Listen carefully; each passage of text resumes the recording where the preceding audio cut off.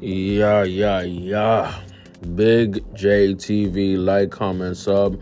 If you're new here, I cover, combat sports here and there, you know what I mean? Especially the big fights. And I have to admit something to y'all. You and me, especially me, don't know SHIT about boxing. We don't know SHIT about boxing. Why do I say that? Because who expected that? See, I thought, okay, if there's a chance that Ryan Garcia wins, I was thinking the only way Ryan Garcia wins is by some kind of fluke, mixed decision, split decision type deal. Somehow gets his hand raised after a slugfest or something like that. I did not expect complete domination, man. I did not expect complete domination. Now, if you're not in the know and if you don't know what I'm talking about, last night we saw a classic. I personally consider it a classic because of the odds, because of how it looked, because of the media, because of so many analysts and experts and so-called pros picking against the eventual clear winner, King Ryan Garcia. Ryan Garcia beat the brakes off of Devin Haney. Now, Devin Haney, I'm going to give him this. This guy has a lot of heart. He has a lot of soul. He has a lot of grit. Because he could have stayed on the canvas a lot of times, especially after that first left hook that hit him in round 7. Because in round 7, boy was on his behind. I'm trying not to cuss. He was on his behind for like a prolonged 10 count. If the refs was not in his pocket / getting a bag out of this, he would have called it off. At any point after the 7th round, or actually even after the 10th round, if you want to be generous, Bill Haney could have thrown in the towel. He could have. He could have, because it was getting very ugly and very, very fast. Not only because of Ryan's skill, but Ryan's power and speed. See, Devin, he's a great boxer. You know what I mean? He's a pound for pound. He's on a lot of top 10 lists. You know what I mean? Undisputed at 135.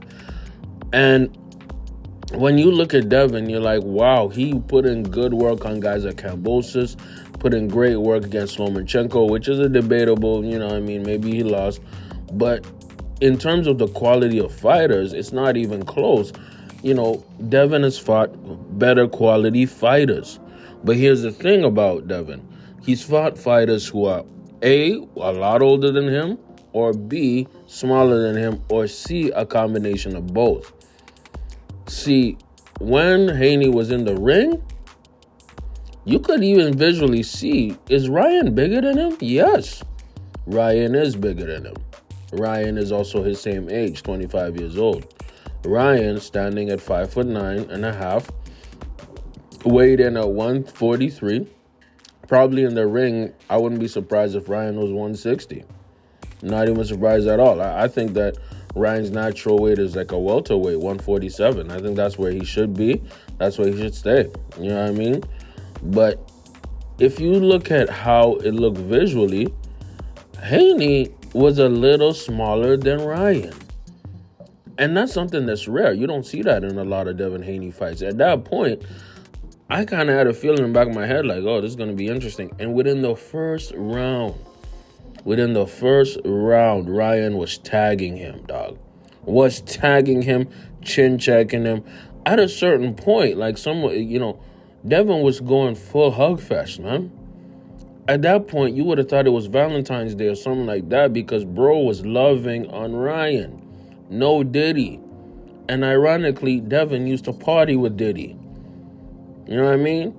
It wasn't the time to show man loving at that point. This is not a Diddy pool party. No, this is a boxing match. Now, what really upsets me, though, is that Ryan didn't make weight, because Ryan could have cemented a lot of his legacy by taking Devin's belts. But he'd probably have to vacate, because Ryan clearly cannot make 140. I'm still shocked how he was able to make 135. It's very surprising. But this just shows you that in the game of boxing, it's not just a physical warfare, it's a mental war. Why do I say this? I say this because Devin might, and I think probably did, underestimate Ryan. He did not expect the power. He did not expect the speed. He did not expect, the overall class and boxing clinic he was going to receive. Why didn't he expect that? Very simple. What Ryan did is Ryan was trolling. Let me repeat what I just said. Ryan was trolling. Third time's a charm. Ryan was trolling. And you know what? I fell into the troll too. But guess what? One of the greatest, I'm going to call him the greatest boxer of all time, Muhammad Ali, was an elite troll. He would try to win the psychological battle outside of the ring. So when you get in the ring, the fighter that he was going against would mentally lose. Right? Now, could you argue that Muhammad Ali's personality was just like that? And that's how he was, you know what I mean? Float like a butterfly, sting like a bee. Yes, you could argue that. You could argue that he's just being him.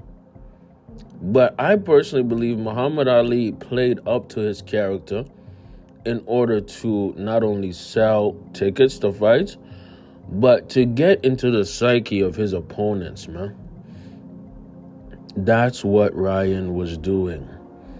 See, Ryan even trolled Andrew Tate. And Andrew Tate is an elite troll, one of the greatest trolls we've ever seen. But, Andrew Tate uses his trolling to manipulate young men into joining his programs. That's a story for another day. But what I'm trying to say here is that Ryan Garcia said, hey, we need to sell tickets for this fight. We need to sell pay-per-views for this fight. I don't even care about the belts. I'm just here to get paid. I'm here to get the guap. Give me the loot. And in order to get the loot, he had to go on, on news platforms. He has to become trending. There's a reason he has all those followers on Instagram. There's a reason. I think he's calculated. I think he's much smarter than he makes it appear. And he played up this psycho, out of control character, in order to maybe have Devin Haney underestimate his power. But keep in mind, Ryan Garcia has Derrick James, Trainer of the Year, in his corner, man. And at certain points, you know what I mean, during when they went to the corners, Derrick James is giving him great advice. Set up the jab. Get that jab popping. Set up combinations to get ready to pull off the left hook. And that's what kept getting Devin Haney on the floor. It was the left hook. And then there was also some right hooks. This was messing up Devin Haney. And you know what? That takes a great trainer. That takes a great fight camp. It takes a great strategy. That takes a great fighter. And, after Ryan lost to Tank Davis, a lot of us were like, yo, this dude sucks. That's how I felt. I'm like, this guy is garbage. But guess what? Apparently, I don't know SHIT about boxing, and neither do you, because he doesn't suck. Ryan does not suck at all. Ryan is just a guy who came in with a strategy, which is to sell and promote the fight, do a publicity stunt, have everybody confused, and then when he gets that ring, he gets busy. I bet you anything Ryan was training his bum off. The only thing is, if Ryan had maybe been a little more focused on his conditioning, on his endurance, he could have ended the fight even earlier. Because Ryan, at some points got too tired to really explode no diddy all up in Devin. No diddy. But if you had been more conditioned, had more endurance, this fight could have ended in the fifth, man. But let me know what y'all think in the comments below. Big JTV, the kid Ryan shocked the world, man. I'm out.